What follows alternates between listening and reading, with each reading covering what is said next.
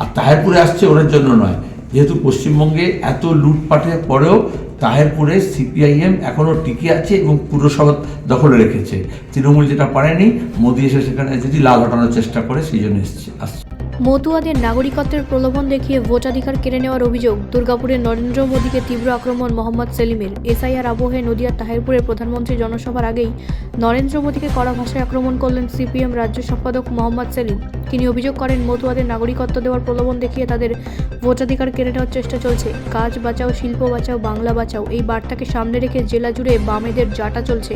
রবিবার দুর্গাপুরের ইস্পাত নগরীতে এক জনসভায় যোগ দিয়ে মোহাম্মদ সেলিম বলেন, তাহেরপুরের আসার আগে প্রধানমন্ত্রীর ওড়িশায় যাওয়া উচিত ছিল। সেখানে হিন্দু উদ্বাস্তুদের বাড়িঘর পোড়ানো হচ্ছে। তিনি আরও বলেন, তাহেরপুরে আসছেন কারণ সেখানে পুরসভা সিপিএমের দখলে। লাল হাঁটানোর চেষ্টা করতে এই সফর। বিজেপি এখন ক্ষতির খাতায়। বিহারের ভোটে জেতার পর বুলডোজার রাজনীতি চলছে। বাড়িঘর ভাঙা ও জ্বালিয়ে দেওয়া হচ্ছে। কলকাতায় যুব ভারতীতে মেসির আগমন ঘিরে সাম্প্রদায়িক বিশৃঙ্খলা প্রসঙ্গে সেলিম বলেন, বাম আমলে মারাদোনা এসেছিল, তখন কোনো ঘটনা ঘটেনি। এখন নানা ঘটনা ঘটছে। শুধু শতদ্রু নয়, আরও অনেকে জড়িত। যেটা মোদি এলে কি একটা তার ক্ষতর প্রলাপ দিতে পারবে বিজেপি? মোদি কোথাও গিয়ে ক্ষতর প্রলেপ দেয় না ক্ষত তৈরি করে? গুজরাটে গণহত্যা থেকে কী শুরু হয়েছে? আমাদের দেশের ধর্মনিরপেক্ষতা নীতিকে জলাঞ্জলি দেওয়ার জন্য আরএসএস মোদিকে পোস্টার বয় বানিয়েছিল। তারপরে যোগী এসছে, তারপরে হিমন্ত বিশ্ব শর্মা এসছে, এবং এখানে মতুয়াদেরকে নাগরিকতার প্রলোভন দেখানো হয়েছিল। সিএনআরসি করে বলা হয়েছিল মুসলমানদের তাড়িয়ে দেওয়া হবে, আর যারা পূর্ব বাংলা থেকে যে উদ্বাস্তু এসছে, হিন্দু উদ্বাস্তু এসছে, তাদেরকে শুধু নাগরিকতা দেওয়া হবে না, মুসলমানদের জমি জমা, হাঁস মুরগি সব দেওয়া হবে। আর এখন দেখা যাচ্ছে তাদেরই ভোটাধিকার কেড়ে নিতে উদ্যত বিজেপি সরকার। উড়িষ্যা কি করেছে? তাহেরপুরে আসার আগে তার উড়িষ্যা যাওয়া উচিত ছিল। মালকানগিরিতে যেখানে এখানকার উদ্বাস্তু মানুষ, তারা হিন্দু উদ্বাস্তু মানুষ, তাদেরকে পোড়ানো হয়েছে, তাদের ঘর পোড়ানো হয়েছে, তাদেরকে খুন করা হয়েছে, এবং আদিবাসী এবং উদ্বাস্তু মানুষের মধ্যে ঝগড়া লাগানো হয়েছে। এটি হচ্ছে ডবল ইঞ্জিন সরকার করেছে। আর তাহেরপুরে আসছে ওদের জন্য নয়, যেহেতু পশ্চিমবঙ্গে এত লুটপাটের পরেও তাহেরপুরে সিপিআইএম এখনও টিকে আছে এবং পুরসভা দখলে রেখেছে। তৃণমূল যেটা পারেনি, মোদী এসে সেখানে যদি লাল হটানোর চেষ্টা করে, সেই জন্য আসছে। কোনো বিজেপির লাভ হবে বলে মনে হচ্ছে না? বিজেপি এখন ক্ষতির খাতায় আছে। লাভ আর ক্ষতির দুটো খাতা থাকে গোটা দেশে। এই মুহূর্তে দেখবে বিহারে ভোটে জেতার পরে বুলডোজার পলিটিক্স করছে, সেখানে ঘর বাড়ি, মানুষের দোকানপাট ভাঙছে।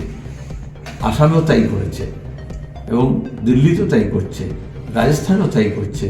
আদানি আম্বানির সেলসম্যান হচ্ছেন মোদি, তার বাইরে কিছু নয়। বলছি এই মেসি কাণ্ডে কি বলবেন? আমার কেন জিজ্ঞেস করছো তুমি? কে তারা? কে? সব এক গোয়ালের গরু। আসামের মুখ্যমন্ত্রী আর আমাদের রাজ্যের মুখ্যমন্ত্রী তফাৎ কি আছে? দুজনে চিটফান্ডের টাকা খেয়েছেন। শুভেন্দু তাই। একটা তোমাদের কি মিডিয়াতে কালো টাকা খাটে? কালো টাকার লোকেদের ছাড়া বাকিদের কথা বলো না। কৃষকের কথা বলো, শ্রমিকের কথা বলো, ক্ষেত মজুরের কথা বলো, কর্মচারীর কথা বলো, অন্তত দরিদ্র সাংবাদিকদের কথা বলো যাদের পার্মানেন্ট চাকরি নেই। এরা সব খেয়ে নিয়েছে, এদের কথা বেশি বলো না। আর কে কার পদত্যাগ চাইছে? শুভেন্দু এখানে ফেসেছিল বলে কেস কাছারিতে, আর হেমন্ত বিশ্ব শর্মা ফেসেছিল চিটফান্ডের কাণ্ডে। তখন দুজনে বিজেপিতে গিয়ে ইডিসি বিহার থেকে বেঁচেছে।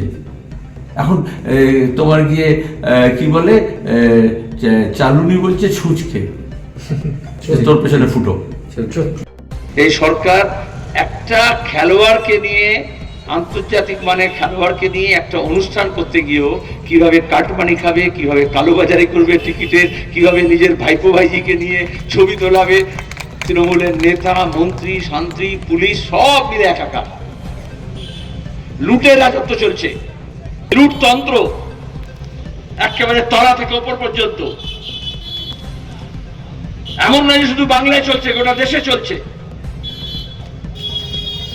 একদিকে লুটে খাওয়ার লোক, আর অন্যদিকে খেটে খাওয়ার লোক।